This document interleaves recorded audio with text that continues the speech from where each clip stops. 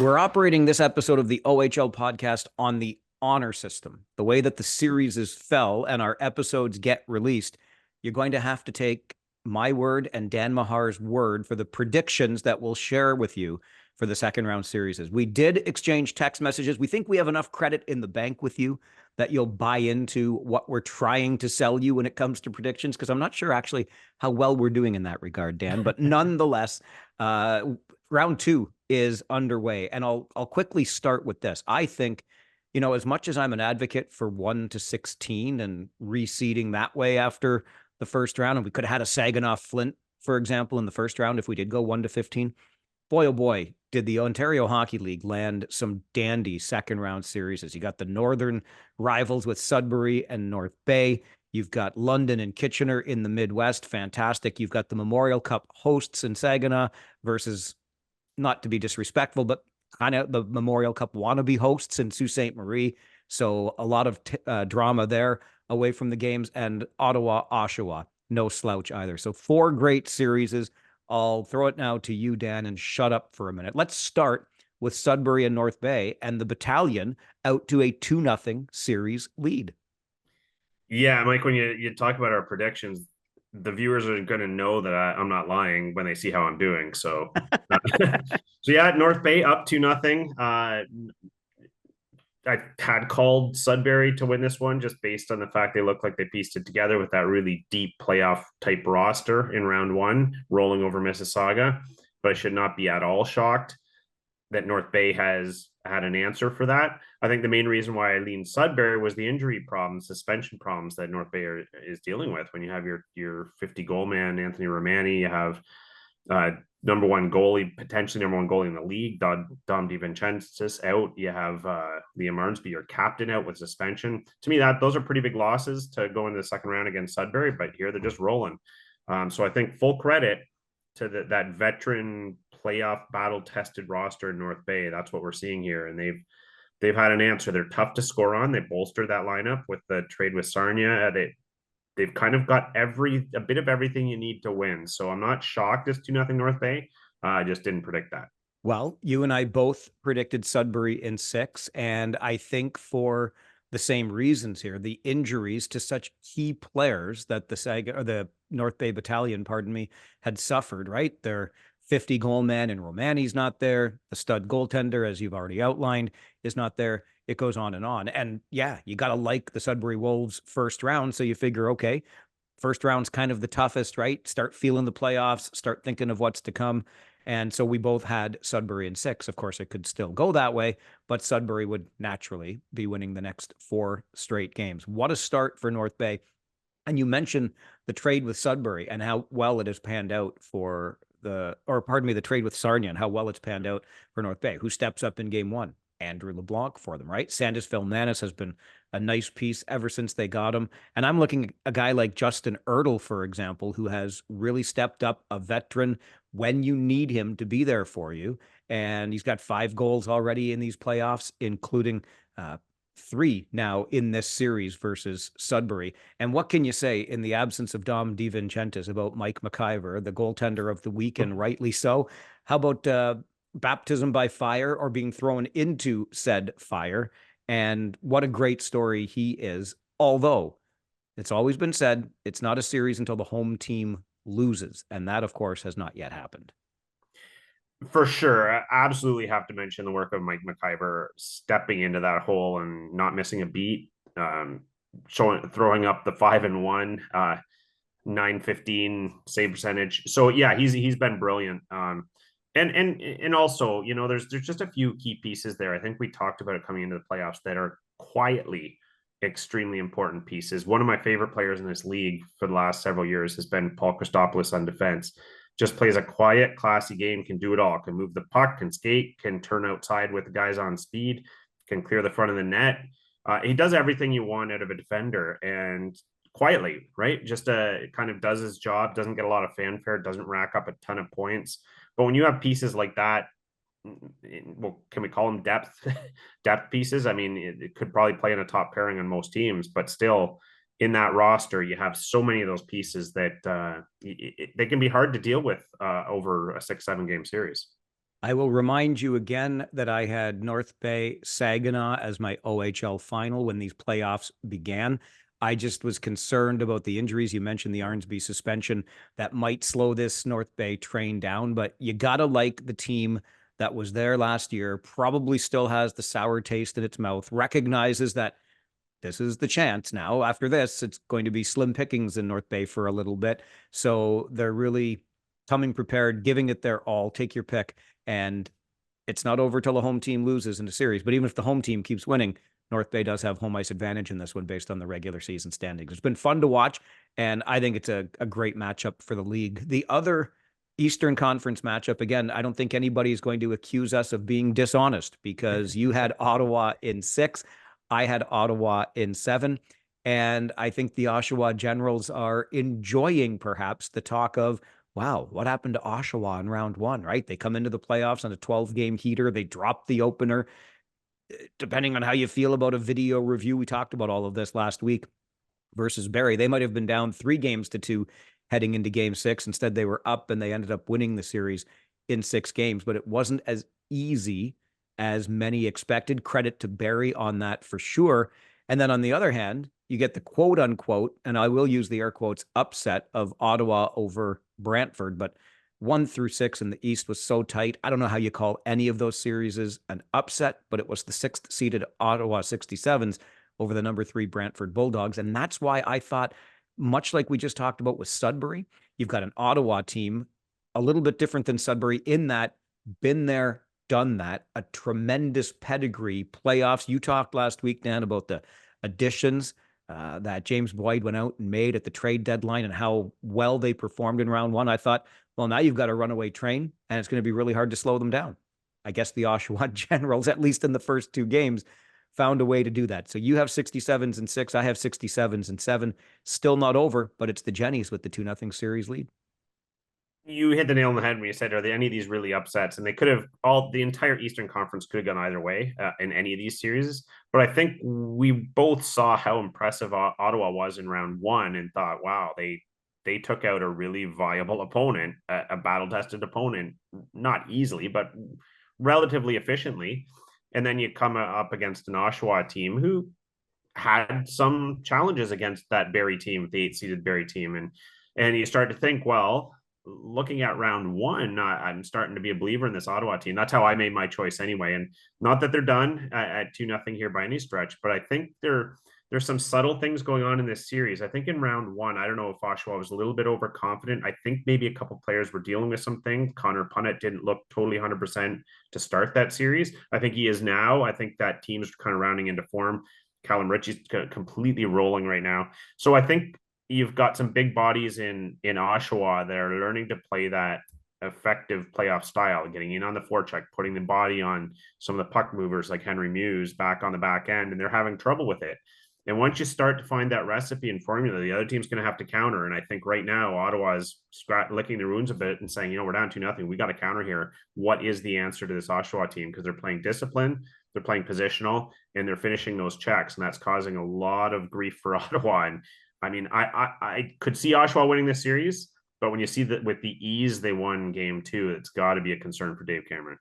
Oshawa is extremely well coached. They are buying into, and I think we argued that in the regular season, buying into what Derek Laxdal was selling from behind the bench, and maybe a year early, but playing so well. And now they've got their eyes on something much, much bigger, of course. You talk about some of those big bodies. Look, we weren't sure last week that, in fact, I was pretty confident that Beckett Seneca would be suspended for that hit on Kashawn Aitchison. He did not get suspended, and he's been a force in this series through 2 games with 3 goals and an assist. What can you say about Dylan Robrecht, who's, again, I'm going to go back to that player of the week, already mentioning Mike McIver, the OHL's goaltender of the week, at Robrecht, the player of the week, but he's been terrific in the series so far. And you got to give a nod to the guy between the pipes. He had the save of the night on Sunday night in the Ontario Hockey League without his glove. His trapper came off after he made a glorious blocker save. So Jacob Oster has really started to feel it as well. And look, Ottawa's going back home. That should be at least one of the ingredients if you want the recipe for success and to turn this series around. But The Oshawa Generals seem to be feeling the sorts of things they were feeling as the regular season came to an end. Is that picture of Oster the picture of the playoffs, Mike? The bare hand up, still ready to make the save. That's a goalie that's zoned in, right? He's locked in, and he has been all year. And you're right about Derek Laxdal and the accountability he demands from that roster. And this is when it shows up. And yeah, we weren't sure about Beckett Seneca playing in these games based on that hit, but he is, and boy, is he playing in these games. Didn't miss a beat. And when you look at an NHL draft eligible player like him in this upcoming draft, starting to hear some whispers that this is a top 15 pick, potentially even top 10 to 12 based on the play we're seeing in the playoffs right now. So this is the time of year when players establish what they are, what their legacy will be, and Beckett Seneca is sure carving his legacy. When you put your hand up like that, I thought you were asking about the picture over my right shoulder here. If you're watching on YouTube, and I don't know what happened to my camera, so apologies for that. It just took a little blip on me, but we're still here. That's Mike Palmateer, my favorite all-time Toronto Maple Leafs goalie. Fun little quick story. I did a card show, a sports and collectibles show with Mike Palmateer 100 years ago, and he gave me a signed copy of that picture as a thank you for helping him out at the desk. Right? I don't know, it was part of my role in media. I can't remember exactly why I ended up there. It doesn't matter. But the neat thing about that picture, and Mike is sure to point it out to you when he signs it, is his eyes are closed as he's catching the puck. So obviously it just caught him mid blink, but it looks pretty good. He's making saves with his eyes closed. So Jacob Oster can make them without his glove. Mikey Palmateer back in the day was making glove saves with his eyes closed for the Toronto Maple Leafs. And if you know anything about the Leafs in that era, any save from a goaltender, eyes open or closed, was a welcome sight for Leafs fans like me. All right, let's move on to the Western Conference, and the London Knights are yet to taste defeat in these playoffs. So we've got 3 of these series off to 2-0 starts, right? North Bay up on Sudbury, Oshawa up on Ottawa, and London up on Kitchener. As I said, 6 now in a row for the London Knights, and they have been an absolute wagon. Just 3 regulation losses in 45 or so games now going back to the regular season.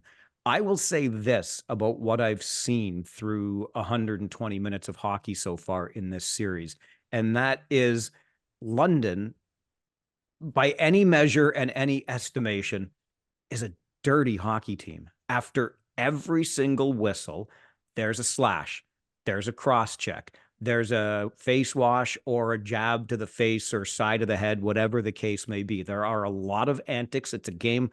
It's a style that they obviously like to play, get a little bit of intimidation going, and then they carry it over a little bit further. There are antics with taunting benches. If you end up in the penalty box, they don't like to sit down and just take their 2 minutes or 5 minutes, as the case may be. They'll bark, they'll chirp, they'll gesture at the other players who are on the ice or in the penalty box. I understand completely that the sight of 9,000 fans in a junior hockey arena is a really good sight to the Ontario Hockey League. It looks really good. It gives you a really pro feel. All kinds of good things and feelings can come from that. I'm not sure some of these antics are the best in terms of optics for the Ontario Hockey League, but if you like success, if you like winning, then you like this sort of thing. They sure take on the personality of their coach, right? Dale Hunter hockey. That's kind of how he always played the game and had a lot of success with it, breeds it in his players. And for me, I'm very much a line guy, right? There's stepping up and getting into the heat of the battle, and some things will happen, emotions will boil over. You want a team that can toe that line in the playoffs and bring it and not back down and not play scared. However, I also believe there's a line too, and the parts that I hate, I think the after the whistle stuff just absolutely drives me nuts because it can be regulated. And we saw that in round 1. We saw, the Erie Otters and Kitchener Rangers right early in that series. The officials, first sign of anything after whistle, they called one guy and it stopped. You just get rid of it. And after the whistle, play between the whistles, right? And the parts that I will always have issues with are intense danger, when part of the game plan is to be physical on a guy, finish your hits, do all that stuff. But when the intention is to try and take players out of the game, there's a line. And then the second piece that you talk about antics. So I'm just talking across the board here, the things I hate to see. is the taunting of benches back and forth. Like there's no place in that for me. I think it's just a horrible example. No, it's not gamesmanship. It's not toughen up. That's part of the game. It's just poor sportsmanship. It's just general idiocy, really. I mean, you can play the game with class and respect. You can play it hard. You can do all these things. You look at the NHL game. I know this junior hockey, they're young, they're immature, but you look at the NHL, very little of that from the there's chirping going back and forth, but there's not the taunting of the benches after goals. There's not the some of this stuff that you see that just is a little bit of a clown show at times. So I think to me, always sportsmanship will be a key part of it, especially as an example to the kids. So, and this was a long rant for just saying the things that bother me that I think the league could address and take out of the game. This goes across the board in the OHL. Taunt a bench, misconduct. It's simple, right?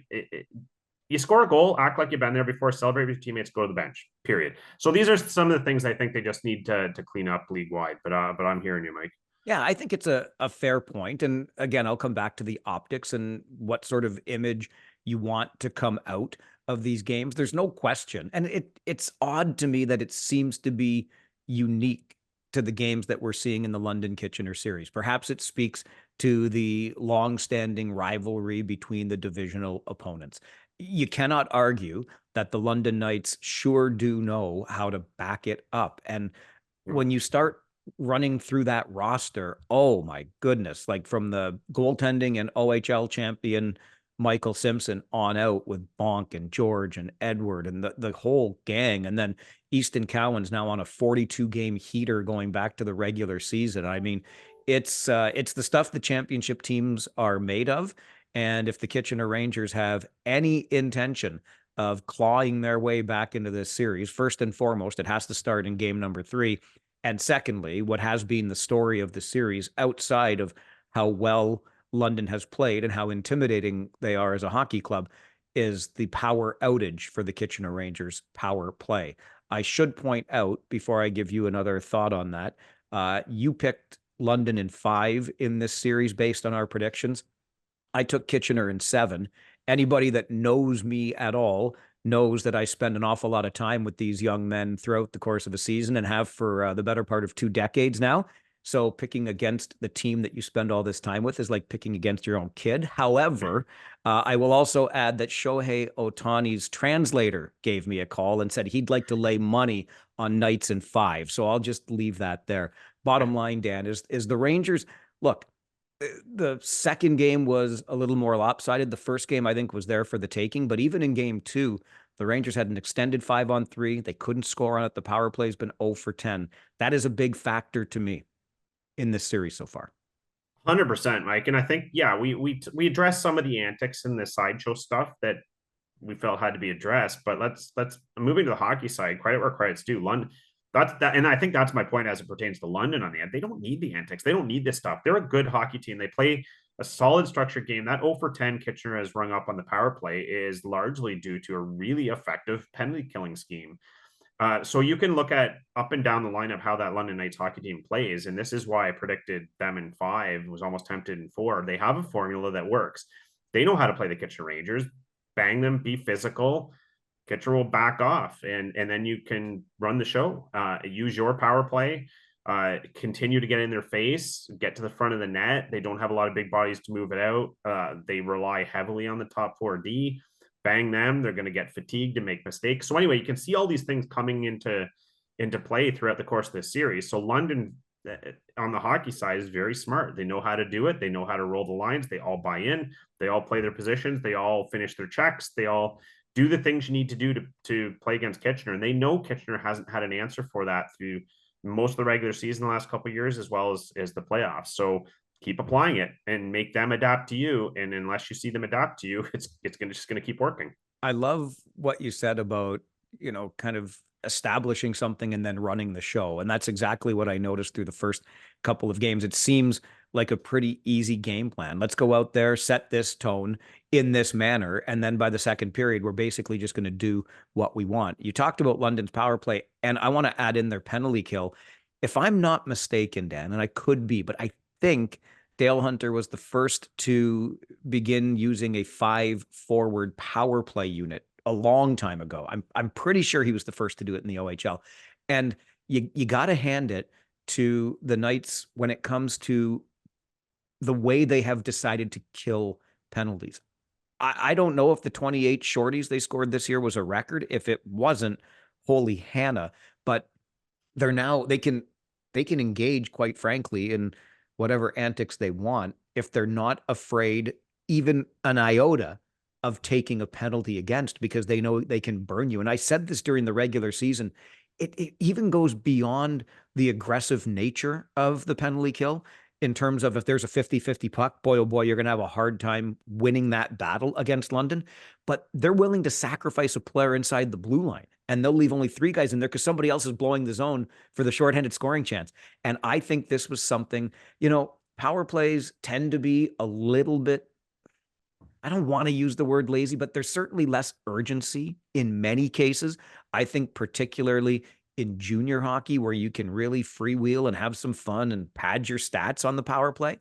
And I think the Knights recognized that and thought, you know what, we're going to exploit this. If you're going to be on the power play against us, you're going to still earn it as if it was 5-on-5. Anyway, I'm going on quite a length here, but I really think they found something in the game at this level that they could exploit, and they brought it to the league this year. And boy, oh boy, I'd rather play the Knights 5-on-5. Thank you very much.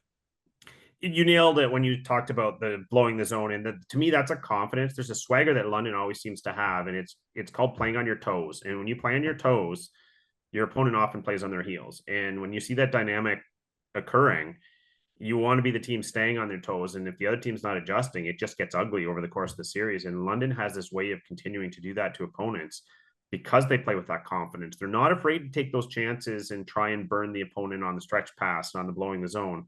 And the thing that I would give London the most credit for in the entire league is recognizing not only how to force some of those mistakes, but how to pounce on them and make the opponent pay for them. Too often, a mistake will occur, a team will get the feet won't get moving, and the opponent kind of lets them off the hook. They weren't in the right position, they weren't ready to go, they weren't ready to pounce when the puck squirted loose. London never gets caught napping there. London's anticipating the mistake and pouncing. And it's a good lesson for every kid that's watching, every young team that wants to play the game. You watch what those London Knights are doing when they don't have the puck, when they're away from the puck battle. They're always engaged. Their brains are engaged. Where might this go? Anticipating the play and then ready to pounce. And so often they catch the opponent off guard.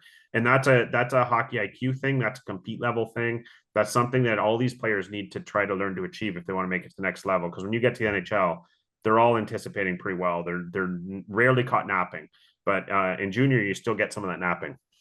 I'll say again, a series is not over until the home team loses a game, but the Kitchener Rangers are really going to have to find another gear, another level, whatever it is, as this series shifts back to the Memorial Auditorium. The only series that is a series so far, and frankly, the one I had the hardest time deciding my prediction on.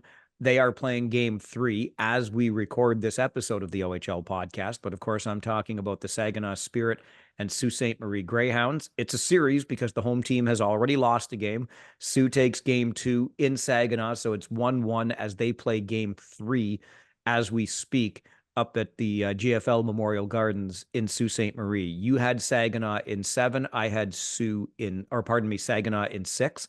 What do you think of the series so far? So far, exactly what I expected, Mike. And I'm with you. I had a really tough time picking this series. I think at the end of the day, that Saginaw roster did everything to earn the nod in these predictions, from the coaching staff right down through the bottom end of that roster, the GM who acquired all the pieces at the dead. So I just couldn't find a good reason to go against Saginaw. And probably the closest reason I would have had was Sault, because Sault is a fantastic team. And that's why I had it going wire to wire. And what I look for in playoff hockey, Mike, especially when you get to the second round, you shouldn't be seeing teams roll over teams in the second round. What you should see is punch, counter punch. And that's what we saw. Saginaw looked great in game 1, had a great game plan, put a really terrific hockey team on their heels. So what happens? Off day, John Dean and his staff prep that team right back up. Sault comes right back at you and turns the tide in game 2. And to me, that's playoff hockey. That's 2 warrior teams that can do damage, that can lay a hurt. So now, okay, your move, Saginaw. What are you going to do for game 3 up in the Sault? You've got to make a counterpoint too. Now, you've seen what we've done to combat what you were doing to us. Now, what are you going to do? And these, to me, are by far the most intriguing series, both teams loaded with weapons, both teams loaded with smarts and hustle and compete. It could go either way. Just two fantastic teams. Yeah, it really could. And I mean, as good as Sault Ste. Marie is, I thought the depth and the acquisitions to build that depth into the Spirit roster is why I leaned their way. And obviously, I've said this before, I'll say again, I know the determination in Saginaw to go in through the front door, right? You don't want, you're going to the Memorial Cup no matter what because you're hosting it, but the Saginaw Spirit very much want to go through the front door, kind of earn their way into it. The Jordan Dintino hat trick was the difference in game 2 of the series. Not perhaps the player you would be thinking about to come up with those big goals, 2 of them in the third period, but he did.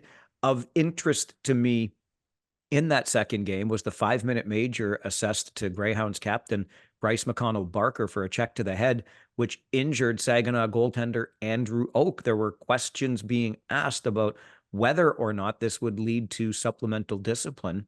I didn't see any. So if it's not out by the time we're recording this episode with the Sioux playing, clearly he's going to be able to play. And just an update note of that, Mike, I saw officially announced that he will not be facing no suspension for Bryce McConnell Barker. So, and yeah, we both saw that play. I think we know Bryce McConnell Barker is not a dirty player. He's had his own concussion issues from a hit. So it looked to me like it was one of those classic plays, right? The goalie goes behind the net to play the puck, forward coming in fast, trying to be aggressive, trying to get on the forecheck. And at some point of no return where you've got to either decide, I'm not going aggressively here, or I've got to do something because I can't. And I think he just crossed the line where he realized, shoot, I've got nowhere to go here. And the freight train just kind of came right through where Andrew Oak was. So the optics weren't great. You don't like seeing it. I like to see a player apply the brakes there, but I don't think there was any dirty intent. Hopefully Andrew Oak's okay because you hate to see that. But yeah, I think the league saw it that way too and said, here, we've got a player who's not dirty, just kind of ran himself out of runway. It was kind of a bad judgment thing more than an intent. But yeah, hopefully they can recover because those are two key players for their teams. So you never like to see either of them out for either reason. Yeah, and Oak coming off a game 1 shutout. I hate to say it, hate to see it too. First and foremost, I hate to see anybody get injured playing the game. And you want everybody to have, like both teams, to have their best against best, right? Have everybody playing, and let's make this as equal a matchup as we possibly can. One other thing that struck me from this series, and it came from Saginaw head coach Chris Lazary's post-game comments following the game 2 loss. And he talked about the ice conditions. This stood out to me because I remember a time some years ago where Pete DeBoer was the head coach in Kitchener. And boy, oh boy, did Pete DeBoer have problems with the ice conditions at the Memorial Auditorium. And it led to a whole lot of work and a whole lot of effort to try to get those ice conditions improved. And, like in complete new HVAC systems, all kinds of coolers, you name it. They were investing not only time but money into making the ice better in Kitchener. Now, I know we're talking about Saginaw here, but what struck me, and I'm going to paraphrase, but Lazary said something along the lines of, this has been a problem all year long, and for some reason, we still haven't figured it out. Well, I hate to say it, but that's a really bad look for the organization and the building and the ice that's going to be hosting the Memorial Cup in about a month's time. So if anybody would know how bad the ice is, it would be the home team. And boy, oh boy, if this has been a problem all year long, it's been identified as a problem all year long.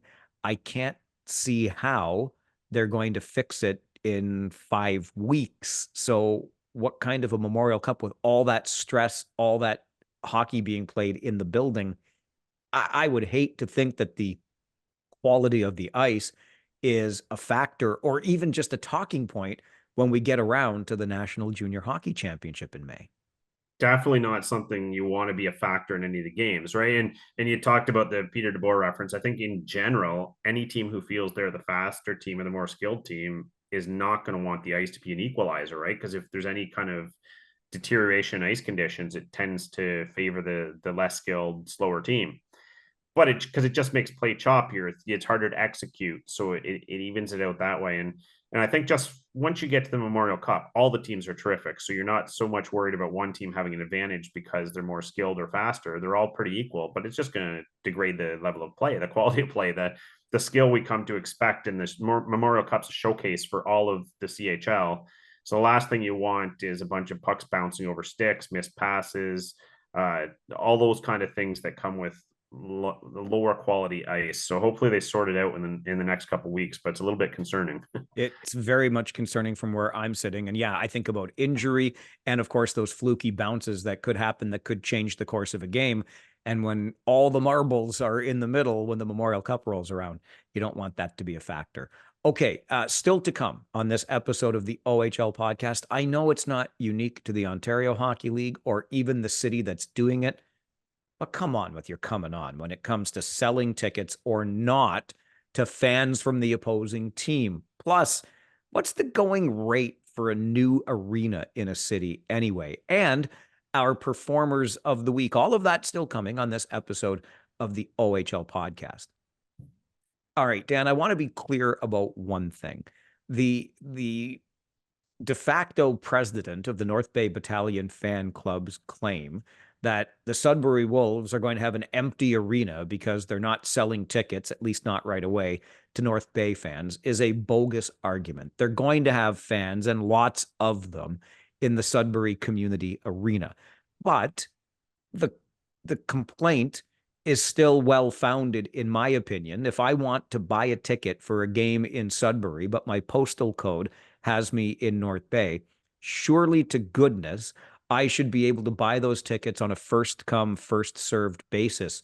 Shouldn't I? Sudbury, though, shutting out North Bay fans until about 48 hours before puck drop. So Sudbury fans have a longer chance to get the tickets to the games. What do you think?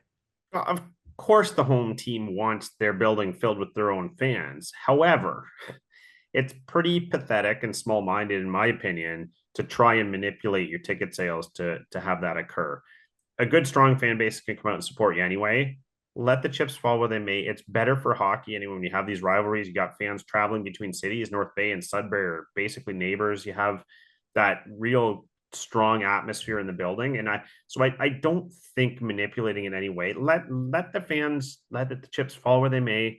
If there's a strong contingent from North Bay makes it up their way, well then send one back their way.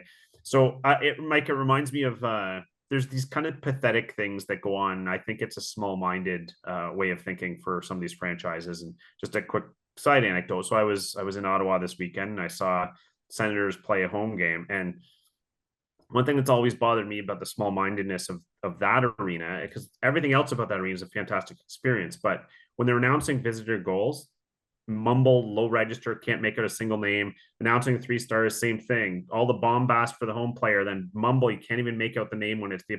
And to me, it's just like those are the types of things that just come across as petty, unprofessional, kind of pathetic. And this kind of falls in that category to me. We're all hockey fans. Everyone's interested in the series. Give everyone a fair shot. You don't, when you start playing games like that, what are you really saying? If you're watching on our YouTube channel, you would have seen me roll my eyes when Dan talked about mumbling when the visiting team scores a goal or whatever the case may be. You hear that, so to speak, in some OHL arenas too. I'm with you on that, Dan. And heck, can we think about for a moment that for most players in this league, the Ontario Hockey League, it's the highest level they're ever going to achieve.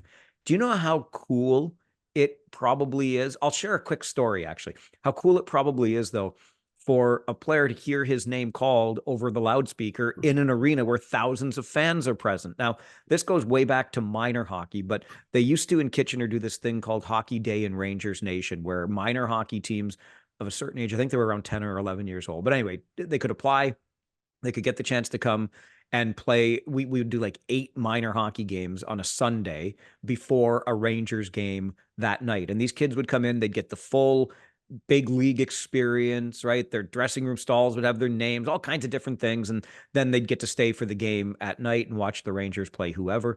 I got called upon to do the PA for those games. And I'll never forget this. So the kids would come over, the timekeeper's bench is right between the penalty boxes. And sometimes there'd be penalties. And so the kids would be sitting right next to me. I'm announcing whatever. And the one time, and then I kibitz with the kids while they're in the penalty box, because what else are you going to do? And the one time I'm calling out the penalty and this kid beside me is just like grinning ear to ear. And I said, "Hey, what are you smiling about? You you just got a penalty. He's like, yeah, but you said my name, because he was so excited. And there might have been dozens of fans in the building, right? Family and friends. Anyway, so don't forget that part of it. Like, this is a real experience. And if we want to make it the best experience possible for these young men, give them a little bit of a boost on the sound system, even if they are the visiting team. Don't have to have quite the same enthusiasm, but pick it up a little bit. And to the point on this ticket stuff, I'm with you, Dan. Like, just listen, if Sudbury fans want to make sure, they're going to be in the majority anyway. We know that. Like, not you're not going to have 4,000 people traveling from North Bay. So let's just start right there. Secondly, encourage them. Like, get your tickets fast. If you don't want those, North Bay so-and-sos to get the tickets, well, you better buy them fast or whatever. And visiting fans in the building make for a great atmosphere. To me, it's just, honestly, it's a little bit on the childish side, isn't it? Again, the arena is not going to be empty, but let fans have tickets wherever it is they're buying them from. Espanola, Greater Sudbury, all of the other places up there, and North Bay included. Just get over yourself. I just think I don't know, it smacks of some insecurity as far as I'm concerned. So the other thing I'll add, I think I said this last week because we talked about how well the Erie Otters fans had traveled and how much fun I had watching them enjoy games, because they had a good section up near our broadcast booth. And this should go without saying, but I'm telling you, I was just hearing it when I was in London on the weekend. Fans talk to me often about going to other rinks and the way they are treated when they get there. Let fans be fans. Let them cheer for their team in your arena. It's okay. There's two teams on the ice. You can cheer for your team. Let them cheer for their team. We don't have to make the experience uncomfortable for anybody. Anyway, I find this to just be goofy. And yet, here we are spending about 7-8 minutes talking about it on the OHL podcast. The way to go, Sudbury, you sucked us in. But it's true, and it's a hill I would die on too. I know there are people out there that think, oh, it's great to get into it with the opposing fans and make their lives miserable. But at the end of the day, this is entertainment. It's junior hockey. You're going to watch teenagers play hockey. Let's maintain a little bit of level of respect here. And you talk about the ticket point about not allowing North Bay fans travel. Well, what about the kids in North Bay? You're trying to grow the game that really want to see their team play in the playoffs, and you're stifling that. And the fans that travel and make the trip, do you want their experience to be miserable so they don't come back? If no one wants to come see the game or care, then why does anyone care? It's to me, I think you hit the nail on the head with childish. It's juvenile. And maintain a level of respect. If you want to have some good-natured ribbing between fan bases in the stands, great, fine. Cheer louder than the other team. But to make it miserable on them, or try and ruin their experience or shut them out of the building entirely, come on. Are we grown adults here? Sadly, I think we sometimes forget that when there's a win or a loss at stake on the ice. And I'll just remind you that it wasn't all that long ago, the 2011 Memorial Cup in Mississauga.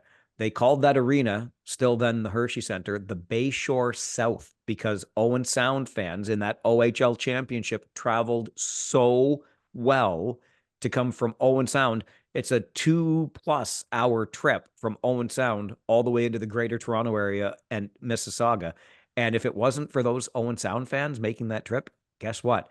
That building would not have been sold out even for the OHL championship. So don't forget that aspect of it as well. All right, we're going to stay in Sudbury because I find this really interesting and I do geek out a little bit. I went back a few years ago and looked at all of the opportunities for naming rights on arenas across the Ontario Hockey League to find out which franchise made the most off naming rights. And I'm just curious what those things go for. And arena stuff really does kind of get me geeking out. I've had a chance over my years in this league to see a lot of arenas change, right? It's not the London Ice House anymore. Budweiser Gardens is probably the gold standard. The old Windsor Arena's gone.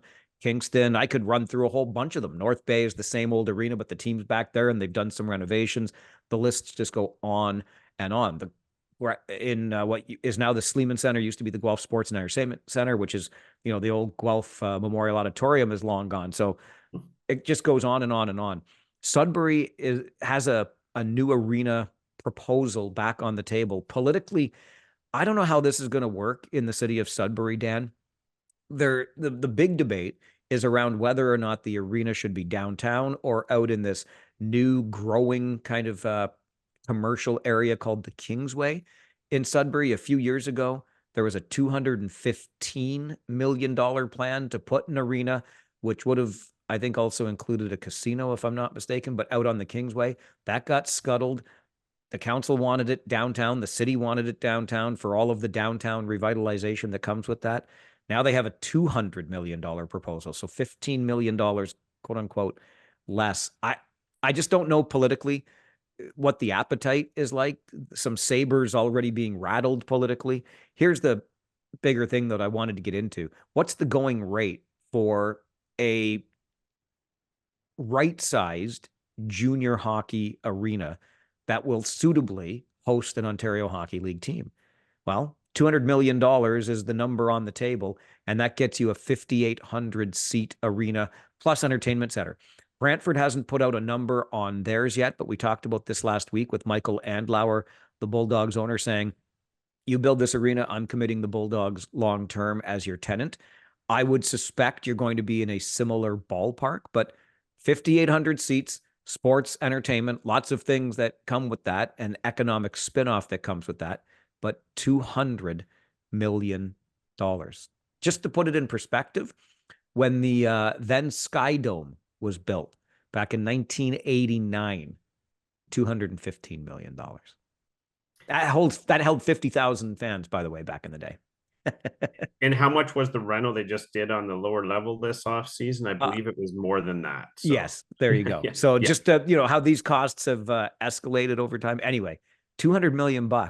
That is a big nut for an Ontario Hockey League sized city, but that's the price of doing business right now. And do you want something like, I love Sudbury, but that arena it's got some warts right now.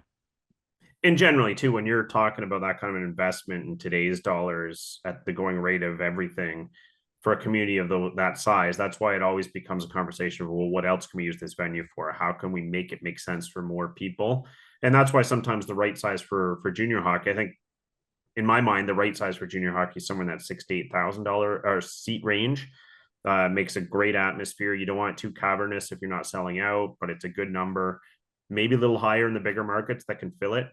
Having said that, the communities then often come in and say, but if we want to attract decent sized concerts, you need 10 to 12. And so suddenly you get into this discussion of, well, what actually makes sense? But I think when we talked about the Sudbury Arena, Mike, earlier, going back probably a year, my only point was that seldom do costs come down.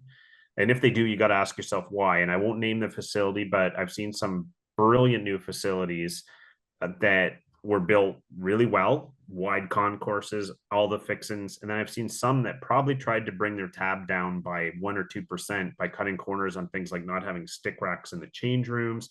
Just little things you notice that once you get using the facility, it's like, well, I kind of actually wish they had spent the extra, a few bucks to make this a state-of-the-art facility. So all I'm saying is that probably the sooner you do it, the better. And you got to question what corners you're cutting.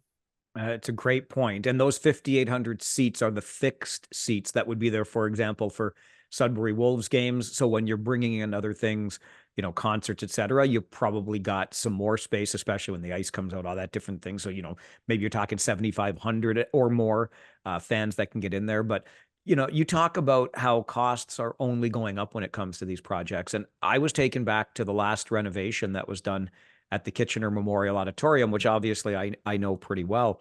And it strikes me, look, my bias notwithstanding, I would still put the Kitchener Memorial Auditorium up against any arena in this league. And it can get 7,000 plus in there for a hockey game. So it's already larger than what they're about to put in up in Sudbury. But a little over a decade ago, when they did the last expansion at the Memorial Auditorium, a plan came forward for a roughly $70 million new arena. And then when that idea got out into the public sphere, there were a lot of different conversations around, well, okay, but if we're doing that, we should do this and we could add that. And all of a sudden there were all these fingers in the pie and the price tag got up to $135 million. Again, this is more than a decade ago. And then everybody got cold feet and they said, okay, but in the next 10 to 15 years, we're going to put the plan in place to get that new, larger sports and entertainment center for the region of Waterloo / the city of Kitchener. Well, those conversations have not even begun unless they're happening very quietly behind closed doors. And if it was 135 million 12 years ago, and it's 200 million in Sudbury for 5,800 fixed seats, I'm just going to start the bidding at about 600 million if the city of Kitchener ever gets serious about doing an arena like this. And I would submit to you that at that price, the city of Kitchener's never going to get serious about doing an arena. I don't know how, unless you're getting a whole bucket full of private money. I don't know how you're going to do it. Especially because one thing I think regular people that aren't involved in these types of things are having trouble understanding. And they see these high inflationary times, 3% and 4% at times, say, wow, inflation's crazy. In the construction industry, you're at times talking 30-40%. So it's out of control. It's going to get harder and harder to build these things. So another consideration when you're thinking of whether or not it's the right time. Absolutely. Okay. Like I said, I geek out over stuff like that. So thanks for bearing with me as we went through some of that. But I just think it's so interesting for these other markets that may at some point want to upgrade their existing arenas. These things do not come inexpensively. One last piece of business for us this week on the OHL podcast. That, of course, is our performer of the week. We do prospects of the week for the NHL draft during the regular season, but into the playoffs, we go with performers. Dansky, who you got this week? Well, Mike, I actually had a veritable tie. So if it's okay with you, I might let you go first just in case you have one of the same guys. That is absolutely fine. I'm a little embarrassed to say, but I guess you can see where my bias lies when the playoffs roll around. I love goaltenders that step up and show themselves to be big game, big time goaltenders. And we already mentioned Mike McIver, who's kind of thrown into the fire in North Bay with Dom DiVincentis out. I'm with an honorable mention to Mike, and he already got that nod from the Ontario Hockey League. I'm actually looking at Jacob Oster, who we also talked about earlier in this episode with the Oshawa Generals. I'm taking it back to the final game versus Barrie when Oster, and that's exactly a week ago, our recording date, Oster put an exclamation point on that series with the shutout win. He has now only allowed 4 goals in the 2 games versus the Ottawa 67. So do the math. In his past 3 games, it's a 1.33 goals against average. But how about this? A 957 save percentage. A 957 save percentage. 89 of 93, 88 of 92, something like that. Anyway, 957 save percentage. And Jacob Oster is my performer of the week. Great call. And it was not one of my 2, but not for lack of merit, because obviously Oster and a few of those Oshawa Generals. I had trouble when I looked at the Generals which one to pick because there was 3 or 4 that definitely were worthy. So anyway, my time, like I'm going to give some love to the overage community this week. I was having trouble deciding between Jordan Dentino in the Sioux and Justin Ertl in North Bay, both 2003 born players who really have stepped up in the playoffs. So you know what I love in the playoffs? I love when you see a guy running at, 0.6, 0.7 points a game during the season. Suddenly they're over a point in the game in the playoffs. Players that step up at playoff time. Both have done that. Dentino 8 points in his 6 games. Ertl with, I believe, 10 and 7. Huge pluses on the plus minus ledger. Just doing what you need your overage players to do this time of year, right? And being a huge factor for teams, a bigger factor than they probably even were in the regular season, which is what you need at this. And maybe even like a tiny honorable mention to Caleb Lawrence in London as well. So overage players really stepping up this time of year, and I love to see it. It's funny. I looked at both Ertl and Dentino for that exact reason. What did you do in the regular season? What are you doing now when your junior career is on the line? And I love to see it. And then I went to my bias, just like last week, Sam Hillenbrand. And this week I'm sticking with goaltender. So note to Ontario Hockey League goaltenders, you're going to have to stand on your ding dang head if you think I'm making you a performer of the week again next week. I'll find a skater, okay, some way, somehow. That guy over there, his name is Dan Mahar. You'll find him on Twitter at his name, Dan Mahar. I'm Mike Farwell at Farwell_OHL. Send us an email anytime, ohlpodcast@rogers.com. Please give us a like, leave a review, a rating, and send a message. Follow the YouTube channel. We're really having fun doing this. Love having you along with us. And we'll have another episode out 1 week from this week, the OHL podcast.